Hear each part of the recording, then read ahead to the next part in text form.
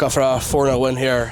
Really, obviously, very important win. You must be delighted with that. Yeah, listen, I think similar to him, it's rinse and repeat. We had to go and win the game. It's as simple as that. And to be able to do it by scoring 4 goals and getting yourself a clean sheet, there was a couple of occasions where it was a wee bit last ditch for us. Once or twice we were a little bit sloppy. A couple of times we've got to put our body in the line to defend our box to get that clean sheet.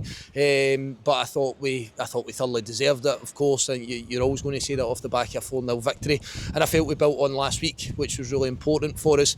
But listen, we know we're at this do or die stage of the season, and I think the bit that pleases me most is the personality for the players, to be able to back up a victory, which we've not been able to do, and to see the importance of the situation. Now, many will argue that we could have and should have done that a long time since, but as long as we're still in a fight, Pete, then and we get performances and results like that, then we're not looking around the corner, we're not looking at other people's results. I think most would say that would be natural at this stage. It's not been from that 3-game period that I spoke to you about. We have to go and try and see if we can get 9 points to see if we'll get any chance, and it just so happened that the performance really backed that up with the result today.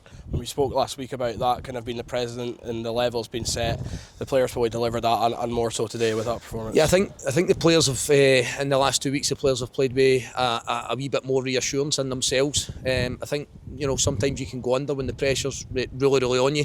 I think some have taken too much pressure on their own shoulders, and I think once we've been able to kind of allow them to relax and get them to relax from within a game, we see a good reaction to going level with last week, and then this week we see a brilliant reaction to going a goal ahead, to get 2, to get 3, starting the half well. Today was important for us because I believe that if Greenock Morton get the next goal at 2-0, then it becomes an entirely different game. So lots of quality and show some good goals scored from within that as well.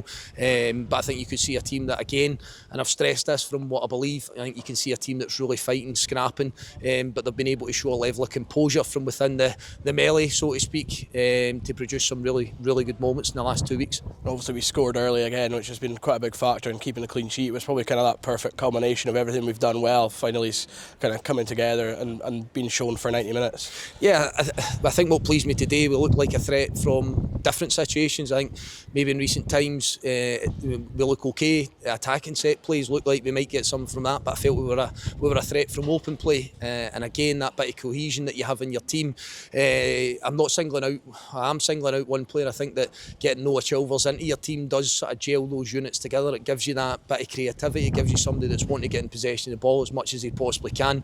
And me probably just feel, looking at the game last week and then again this week, that he's somebody that then beds himself into knitting your whole team together.